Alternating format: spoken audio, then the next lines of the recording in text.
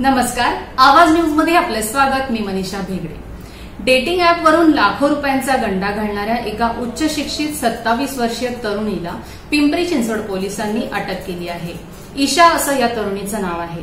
Bumble आणि Tinder dating ॲपवरून ही तरुणी 16 तरुणांसोबत चॅटिंग करत असे आणि त्यानंतर त्यांना हॉटेलमध्ये बोलावून त्यांच्या मद्यात बेशुद्धीच्या गोळ्या देऊन त्यांच्याकडील मौल्यवान वस्तू आणि पैसे घेऊन पसार होत असे.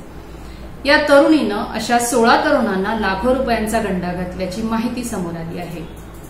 या तरुणीनं नेटफ्लिक्सवरील चित्रपट बघून असे गुन्हेगारी कृत्य केल्याचं पोलीस आयुक्त कृष्ण प्रकाश यांनी सांगितलं आहे. या तरुणीकडून 15,25,000चे 29 तोळ्यांचे सोन्याचे दागिने आणि मोबाईल जप्त करण्यात आला आहे. या प्रकरणी पिंपरी चिंचवडचे पोलीस आयुक्त कृष्ण प्रकाश अधिक माहिती देत आहेत. अपराधी साइली उर्फ शिखा देवेंद्र काड़े, जिसकी उम्र 27 वर्ष है, वो पिछले 1 साल से पहले वो टिंडर से और उसके तुरंत बाद सी जम्प्ड इनटू बम्बलबी. ये भी जानने का एक विषय है कि उसने टिंडर छोड़कर बम्बलबी क्यों उसने ज्वाइन किया, और उसके माध्यम से वो डेटिंग साइट के मार्फत से स्त्री और पुरुषों के संबंध में आती थी, और पुरुषों से संबंध बनने से पहले ही उनके स्थान पर जाकर के उन्हें नशे में इस तरह की गोलियां डालती थी जो उसकी मां के लिए उसे खरीदने का अधिकार था. हमें शॉप से रिकॉर्ड मिल गया है जहां से वो खरीदा गया है. अल्प्रोजोलॉन जो एक मेडिसिन होती है, जिसका कि रेस्टिल नाम का एक वर्जन होता है, वो जो ट्रेड नेम होता है, उसकी 0.5 mg की 15 गोलियां उसने ली थी और 15 के 15 उसने यूज कर दी थी विभिन्न लोगों पे. और वेलप्रोजोन नाम की दूसरी मेडिसिन की 10 स्ट्रिप उसने यूज की थी. 0.5 mg की 10 गोलियों में से 2 गोलियां यूज की थी और 5 ही गोलियां यूज की थी. 10 में से 5 ना 5 यूज की थी, सॉरी क्षमा चाहूंगा, 10 में से 5 यूज की थी.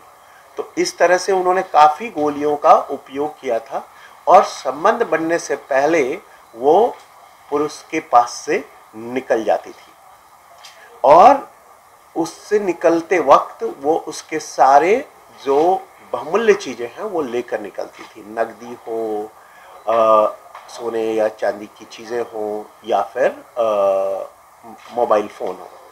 और मोबाइल फोन को वो तोड़कर फेंक देती थी, उसको वो रीसेल नहीं करती थी.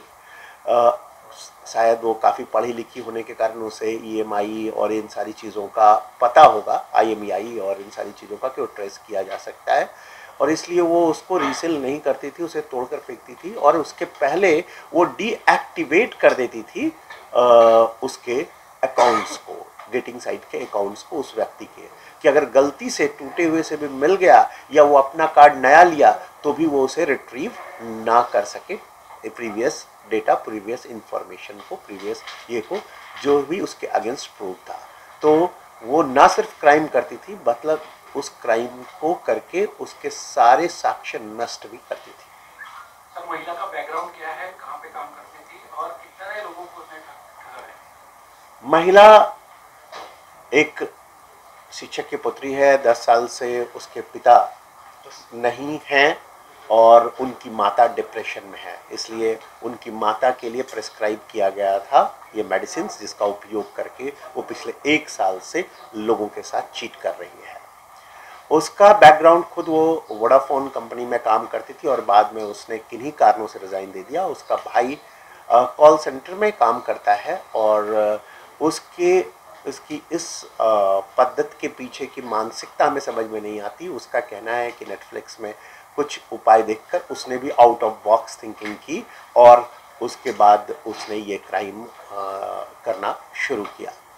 इसके वो डेटिंग साइट्स के माध्यम से वो लोगों के संपर्क में आती थी, स्त्री पुरुषों के, और पुरुषों से वो संबंध बनाती नहीं थी. संबंध बनाने के पहले ही उसके पेय पदार्थ में ये जो मैंने बताया कि अल्प्रोजोलॉन 0.5 mg जो सेडिएटिव है वो डाल देती थी, जो एंटी डिप्रेसेंट है, और उसके बाद उसका होश नहीं रह जाता था और उसका सारा बहुमूल्य चीज़ लेकर वो निकल जाती थी। स्त्रियों के साथ वो क्या करती थी इस बारे में अभी तक पूरी जानकारी हमारे पास नहीं है, पर जहाँ तक हमें पता चला है कि वो उनको एक्सटॉर्ट करती थी और जिनको भी डेटिंग साइट के सहारे अपने पास बुलाती थी। डेटिंग ऐप के कई ऐसे मामले सामने आ रहे हैं ठगने के।